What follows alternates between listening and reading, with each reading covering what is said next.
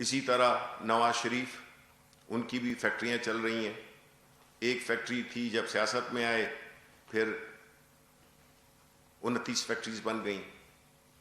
لیکن عوام کا کیا ہوا؟ ان کو ایک مصنوعی جھلک دکھا دی گئی اور عملی طور پہ کچھ بھی نہیں ہوا. ادارے جو کہ اصل ستون ہوتے ہیں کسی بھی ریاست کے، کسی بھی حکومت کے، ان کو انہوں نے کوئی توجہ نہیں دی، بلکہ ان اداروں کو استعمال کیا اپنے ذاتی مقاصد کو آگے بڑھانے کے لیے. اور یہ سارا کچھ منتج ہوا 2018 کے الیکشنز پہ، جس نے کہ عوام نے بھرپور انداز میں پاکستان تحریک انصاف کو، پرائم منسٹر عمران خان کی لیڈرشپ کو، ان کی آنیسٹی کو، ان کی دلیری کو، ان کے نڈر پن کو، ان کی کمٹمنٹ کو، جو کہ اس ملک کے لیے چاہتے ہیں، کیونکہ ان کو تو اللہ تعالیٰ نے سب کچھ دیا ہوا تھا، لیکن وہ زندگی چھوڑ کے اور انہوں نے عوام کے لیے وقف کر دی، جو کہ شروع ہوئی شوکت خانم کینسر اسپتال سے اور یونیورسٹی سے، اور جتنے بھی رفاہی کام انہوں نے کیے، بیکاز بنیادی طور پہ ان کے دل میں ان لوگوں کے لیے درد تھا جو کہ اس ملک میں ہمیشہ اگنور بھی ہوئے ہیں اور ان کا استحصال بھی کیا گیا ہے. اس دوران میں جو ہم نے کوشش کی کہ اس ملک میں جو پارلیمنٹ ہے اس میں آنے والے لوگوں کے لیے ایک معیار ہو، ایک ایسا طریقہ کار ہو جس میں کہ پیسے کی سیاست نہ ہو اور قابلیت اہلیت کی بنیاد پہ لوگ پارلیمنٹ میں آئیں اور عوام کے مفاد کے لیے وہ قانون سازی بھی کریں اور ان کے لیے آواز بھی بلند کریں. پاکستان تحریک انصاف الحمدللہ چونکہ اب نیشنل اسمبلی میں بھی ایک سب سے بڑی پارٹی بن کر ابھری ہے اور سینٹ میں بھی الحمدللہ ہماری پارٹی ایک سب سے بڑی پارٹی بن کے ابھری ہے. اور جو وجہ ہے وہ بنیادی طور پہ وہ نظریہ، وہ جستجو جو کہ عوام کے لیے ہے، انہوں نے ہمیں اس صورت میں پہنچایا. جبکہ وہ جماعتیں جو کہ پچھلے 40 سال سے حکمران تھیں، ان کی پارٹیوں کو ایک علاقائی جماعت میں تبدیل ہو گئیں. اور اس کی بنیادی وجہ یہی تھی کہ وہ چاہے وہ پیپلز پارٹی ہو، وہ اپنے بنیادی نظریے سے ہٹ کے اور انہوں نے اپنے ذاتی مفادات کے لیے اور ایک ذاتی گروہ کے لیے کام کرنا شروع کر دیا. اسی طرح پاکستان مسلم لیگ نون، ان کے لیے قانون کی اہمیت کوئی نہیں تھی، نہ ہے. یہ رول آف لا میں بلیو نہیں کرتے، کیونکہ رول آف لا، قانون کی بالادستی ان کے مفادات کے آڑے آتی تھی. اداروں کا مضبوط ہونا، متحرک ہونا ان کے مفادات کے راستے میں حائل تھی. تو انہوں نے یکے بعد دیگرے ان جو بنیادی ستون ہوتے ہیں کسی بھی ریاست کو، کسی بھی حکومت کو چلانے کے، اس کو کمزور سے کمزور کیا. اور اس کی جو قیمت ادا کرنی پڑی کہ وہ پہلے پیپلز پارٹی جو کہ ایک فیڈریشن کی جماعت تھی، کمزور ہو کر ایک علاقے میں چلی گئی، رورل سندھ میں. اور اسی طرح یہی حال دیگر جماعتوں کا ہوا جس میں پاکستان مسلم لیگ نون بھی شامل ہے. اب ایسی صورتحال میں ان کی اب بھی کوشش کیا ہے کہ ملک میں ایک ایسا ماحول ہو جس میں کہ حکومت کام نہ کر سکے، عوام کی خدمت نہ کر سکے، اور آئے روز ایک ایسے شوشے چھوڑے جائیں، آئے روز ایسا ماحول کریٹ کیا جائے جس سے کہ اس میں جو ایک معاشی ترقی کے لیے جو سب سے اہم چیز ہوتی ہے وہ ہوتی ہے پولیٹیکل سٹیبلٹی. اب پولیٹیکل سٹیبلٹی جب نہیں ہوگی تو اس کا نقصان کس کو پہنچے گا؟ ملک کو پہنچے گا اور عوام کو پہنچے گا. اب ہماری کوشش یہی ہے کہ انشاءاللہ اب جب کہ ہم سینٹ میں بھی آ گئے ہیں میجورٹی کے طور پہ اور نیشنل اسمبلی میں، ہم عوام کی فلاح و بہبود کے لیے ہم اب اپنی ریفارمز بھی کریں گے.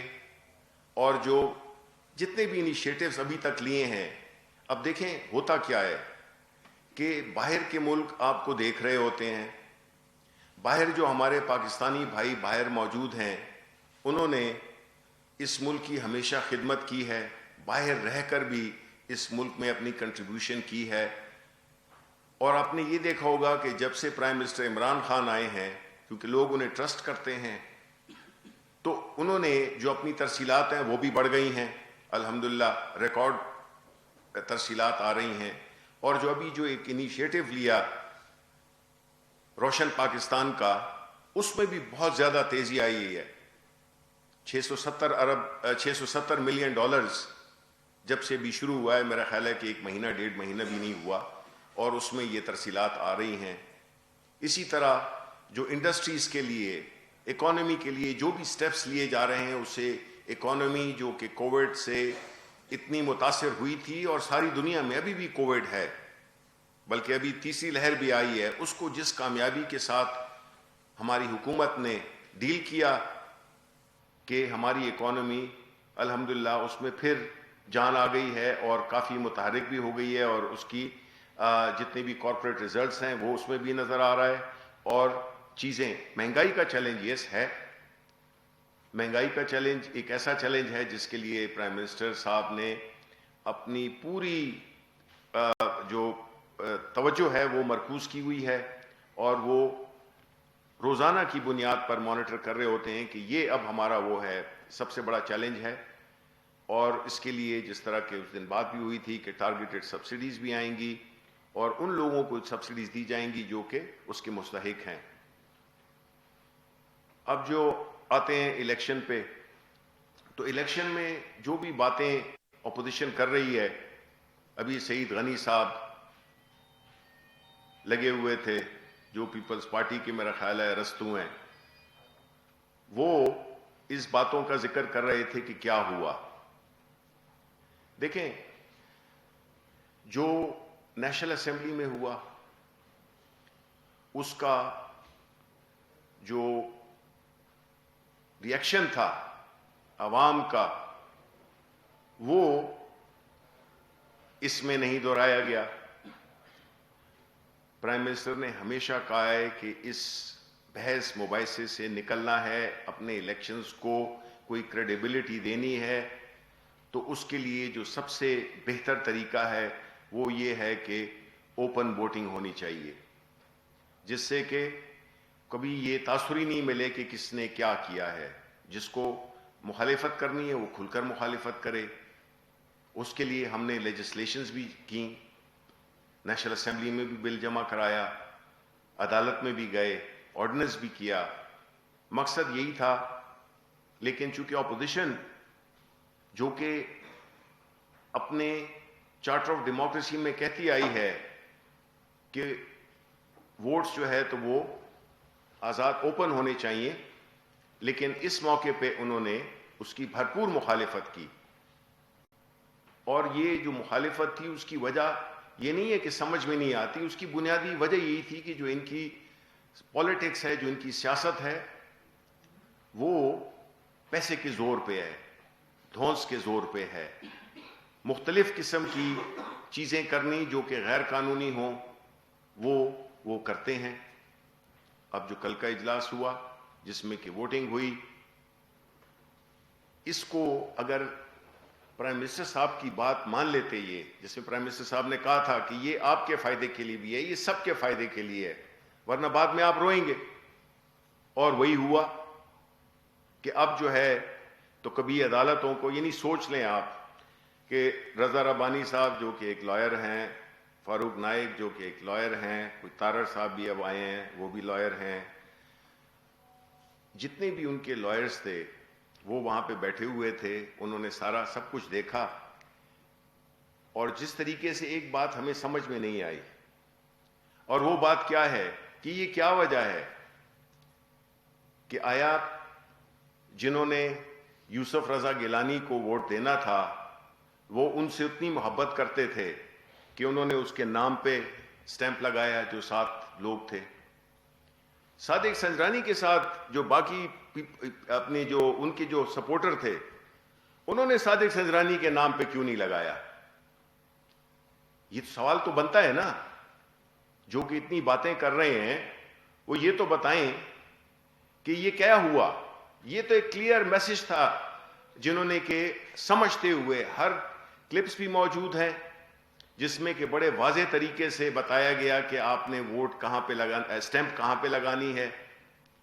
تو یہ تو نہیں ہم کہہ سکتے کہ جو صادق سنجرانی کے ووٹرز تھے وہ بہت ہی زیادہ انٹیلیجنٹ تھے کہ وہ تو سمجھ گئے، اور جو یوسف رضا گیلانی کو ووٹ دینا چاہتے تھے وہ اتنے سمجھدار نہیں تھے کہ انہوں نے اس کے نام پہ ووٹ اپنا دیا. یہ اس قسم کی باتوں سے کچھ بھی حاصل ہونے والا نہیں. یہ ساری چیزیں جو آپ نے کل دیکھیں، اس سے یہی ظاہر ہوتا ہے کہ ہم نے یہ تو جو سینٹ آف پاکستان ہے جس نے کہ الیکشن یہ کنڈکٹ کروایا، تو اس میں چیزیں بہت واضح تھیں. اگر آج کوئی یہ کہتا ہے کہ جی ہمیں تو سمجھ میں نہیں آئی، تو میں ان کی کیا کہہ سکتا ہوں کہ ان کی عقل پہ روئے. ان کی جو آرگومنٹس ہیں، جو نیریٹو وہ بنانے کی کوشش کر رہے ہیں، جس طرح سے اس الیکشن کو کنٹروورشل بنانے کی کوشش کر رہے ہیں، تو میرا خیال ہے کہ ان کو اب آگے دیکھنا ہوگا. آگے دیکھنا ہوگا کہ اگر وہ یہ جتنے بھی تجربات ہوئے ہیں وہ اس سے کچھ سبق حاصل کریں، اور یہ نہ ہو. میں بنیادی طور پہ کیا ہوا ہے، اور سب نے دیکھ لیا ہے، سب پاکستان نے، کہ کس طرح سے ان پارٹیوں کا جو پی ڈی ایم کا جو ایک وہ ہے کولیشن ہے، یہ بالکل ایک دوسرے سے متضاد مفادات رکھتے ہیں. اس کی بات ہم نے کئی دفعہ کی ہے کہ جن کے راستے مختلف ہوں وہ ایک منزل پہ نہیں پہنچ سکتے. یہ ایک ڈھکوسلا تھا پی ڈی ایم کا، جس میں کہ یہ پریشر ڈالنا چاہتے تھے حکومت پہ، اور ان کا کوئی مقصد نہیں تھا کہ ان کو جو ذاتی ریلیف ہے وہ مل جائے این آر او کی صورت میں، اور ان کا کوئی مقصد نہیں تھا نہ عوام کی بہتری، نہ عوام کی سوچ. اگر کرنا ہوتا تو ان کو 30 سال 40 سال ان کو موقع ملا ہے، جس سے کہ یہ مستفید ہوئے ہیں اور ملک نیچے گیا ہے. یہ چھرا تھا جو کہ پاکستان مسلم لیگ نون نے پیپلز پارٹی کی پیٹھ میں مارا، اور پیپلز پارٹی نے یہ چھرا مارا مولانا فضل الرحمان کے، کیونکہ جو ووٹ کا جو پیٹرن نظر آیا جس طرح کے ڈپٹی چیئرمین کو، تو اس میں یہ واضح ہو گیا کہ یہ پارٹیاں آپس میں نہیں چل سکتی. اسی وجہ سے جو بلاول بھٹو اور طلال چودھری کے درمیان جو مکالمہ ہوا ہے، جس میں کہ نیوٹرل کی بات ہوئی اور تنظیم سازی کی بات ہوئی، یہ اس بات کا مظہر ہے کہ یہ آپس میں ایک دوسرے کے لیے نہ سنسیئر ہیں نہ تھے. ان کے جو اختلافات ہیں وہ سامنے آ چکے ہیں، اور ان کی جو ایک منفی سیاست تھی وہ بھی پورے پاکستان کو نظر آ گئی. اب آخر میں ہم یہی چاہتے ہیں کہ یہ ملک ترقی کرے انشاءاللہ تعالی. اب سٹیبلٹی آ گئی ہے، چاہے کوئی لانگ مارچ کرتا ہے، شارٹ مارچ کرتا ہے، اس کی ابھی کوئی پرواہ نہیں ہے. لانگ مارچ کرتے ہیں بڑے شوق سے کریں، پہلے بھی انہوں نے کیا تھا، پہلے بھی انہوں نے یہ دھمکیاں دی تھیں، بڑے شوق سے کریں. لیکن فرق اس دفعہ یہ ہوگا کہ ہم ان کو ایک گملہ بھی نہیں توڑنے دیں گے. یہ آئیں اسلام آباد میں آئیں، ذرا دکھائیں جس طرح کی ان کی پہلی فیز فیل ہوئی، عوام نے پذیرائی نہیں کی. اس دفعہ بھی انشاءاللہ عوام ان کی پذیرائی نہیں کریں گے، اور یہ جو ایک پی ڈی ایم کی صورت میں جو ایک مفادات کا ٹولہ جو کہ عوام کو استعمال کر کے اپنے ذاتی مفادات کی جنگ میں مصروف ہے، انشاءاللہ تعالی انہیں ناکامی ہوگی اور حق کی فتح ہوگی. شکریہ.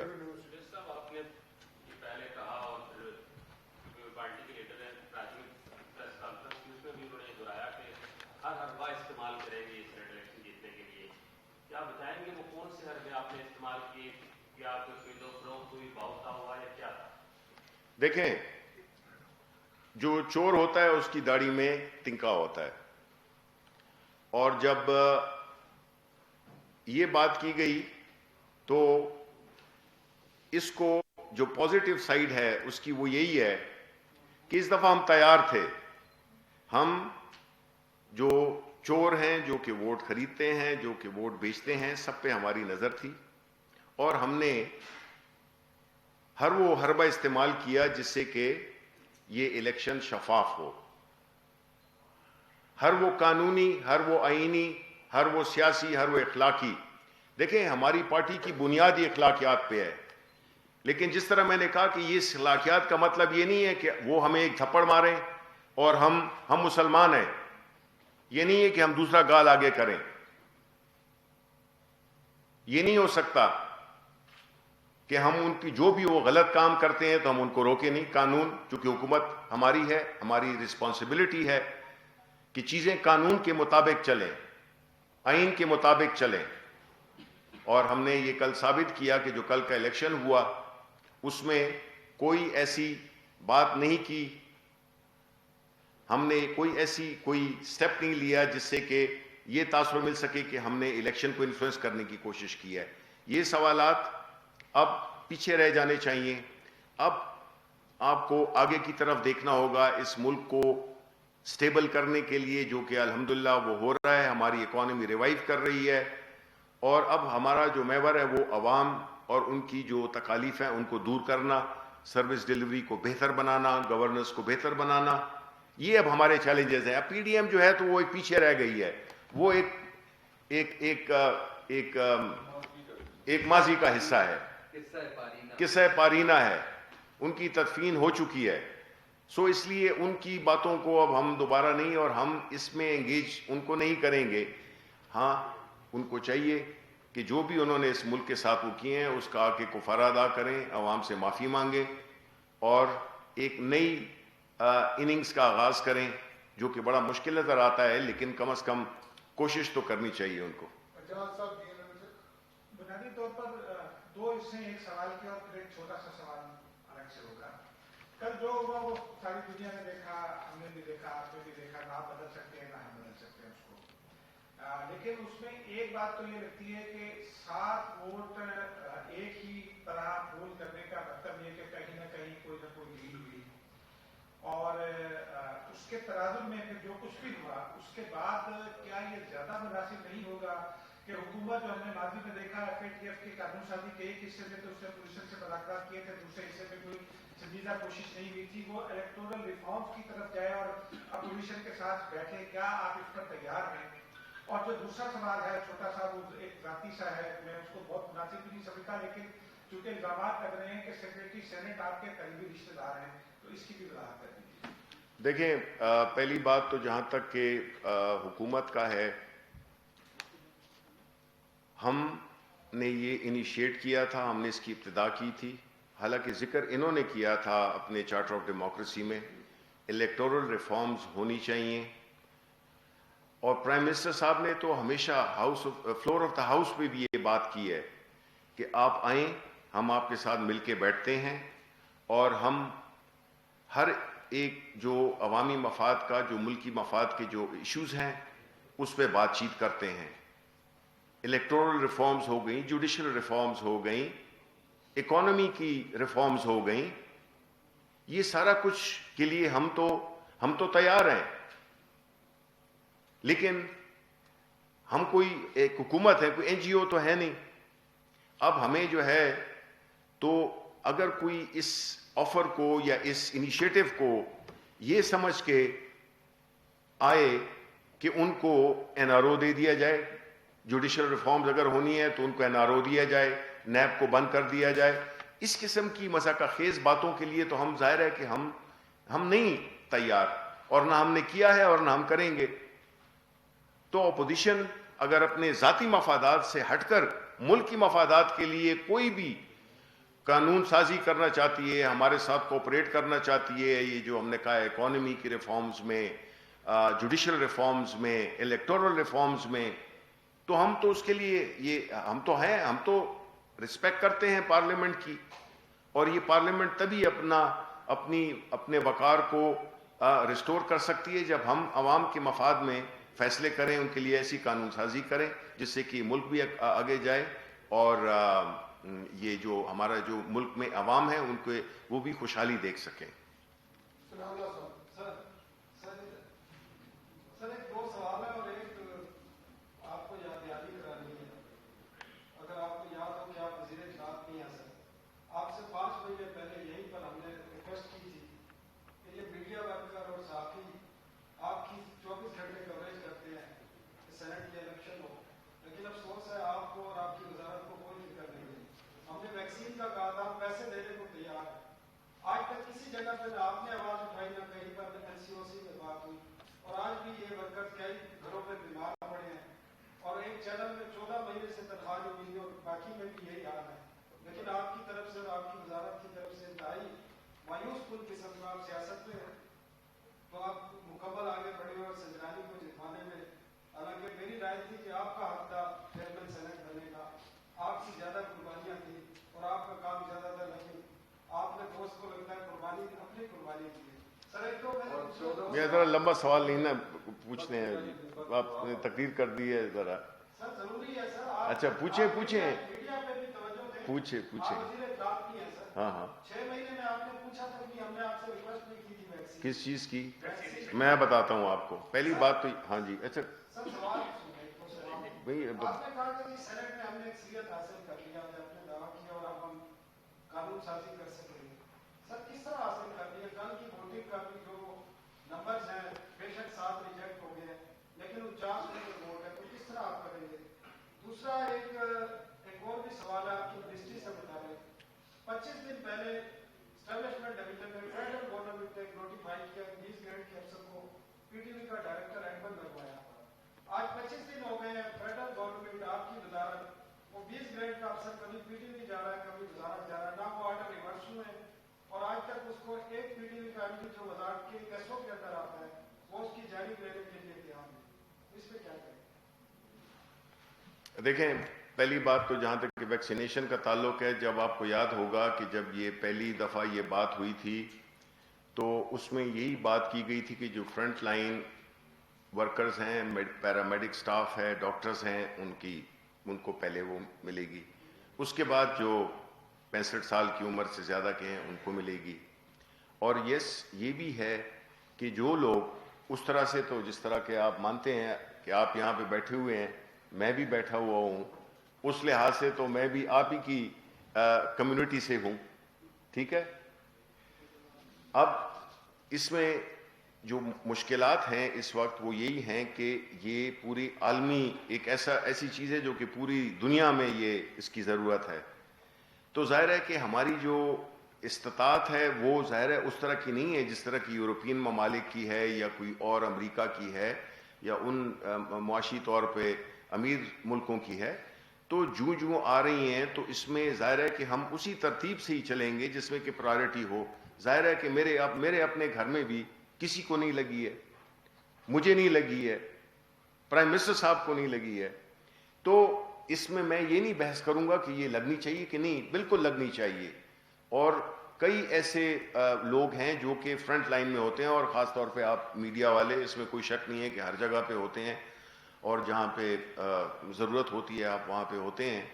تو ایک تو یہ ہے کہ میری ریکویسٹ آپ سے ہوگی کہ جو آپ کی جتنی بھی تنظیمیں ہیں, آپ کی جو جرنلسٹ کی جو باڈیز ہیں, ان کو بھی ایک فارمل طریقے سے ضرور اپروچ کرنا چاہیے, بیکاز یہ کوئی انڈیویجول بات تو ہے نہیں, یہ تو اپنی کمیونٹی کی بات ہے. یعنی میں اگر ریپرزینٹ کر رہا ہوں تو میں گورنمنٹ کو ریپرزینٹ کر رہا ہوں, ٹھیک ہے. اسی طرح جو ہر وہ ہے فیلڈ ہے اس کے اپنے کوئی نمائندے بھی ہوتے ہیں, ان کی باقاعدہ ان کی لیڈرشپ. دیکھیں بحث تو نہیں کریں نا, نہیں میں بالکل ہوں, لیکن میں یہ کہہ رہا ہوں کہ جو تنظیمیں ہوتی ہیں وہ بھی اگر وہی والی بات ہے کہ آنکھ اوجل پہاڑ اوجل, تو آپ اپنی ان سے بھی کریں, اور یہ آپ نے اس کی یاد دہانی بھی کرا دی ہے تو میں اس کو تو اٹھاؤں گا. یعنی یہ بات تو میں اس لیے بھی کرتا ہوں کہ آپ لوگ سیف ہوں گے تو ہماری باتیں بھی آگے تک جا سکیں گی. اگر اب خدا نخواستہ تمہیں کچھ ہو جائے تو کیا ہوگا؟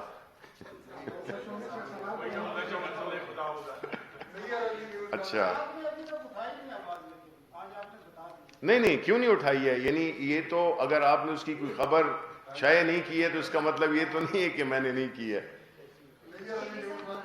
جی نیر علی نیوز ون ٹی وی سے آپ نے کہا کہ اور یہ بات ہو رہی ہے کہ سنجانی صاحب کی کامیابی کے لیے حکومت نے ہر حل کا استعمال کیا ہے، ہر ممکن طریقہ کیا ہے، آئینی اور قانونی. اور آپ الفاظ میرے منہ میں نہ ڈالیں پلیز. میں اپنے الفاظ کر رہی ہوں، آپ بھی نہیں، آپ مجھے کوٹ کر رہی ہیں، نا. ہر حربہ آئینی اور قانونی اختیار کیا ہے، جی اسی طرح آئینی اور قانونی حربہ اختیار کرنے کی بات کر رہی ہے پیپلز پارٹی بھی، پی ٹی ایم بھی. تو اگر عدالتیں یوسف رضا گیلانی صاحب کو کامیاب قرار دیتی ہیں تو کیا آپ تسلیم کریں گے؟ دیکھیں دوسرا مسئلہ اس کا جی تحریک عدم اعتماد لانے کی بات بھی ہو رہی ہے. اگر ایسا کچھ ہوتا ہے تو حکومت کا رد عمل کیا ہے اس پہ؟ کیمروں کے جگہ پہ بھی حکومت پر ذمہ داری عائد ہوگی، اس تحقیقات کے لیے کیا اقدامات کیے جا رہے ہیں؟ اسی میں سینٹ اور قومی اسمبلی کی کاغذ کی عدالت میں کی جا سکتی ہے. دیکھیں، پہلی بات تو یہ کہ جو آرٹیکل 69 اور اس پہ کئی جو لیگل ایکسپرٹس ہیں ان کا یہ ایک کنسیڈرڈ اوپینین ہے. وہ اپنے چیزوں میں تقسیم کرنا.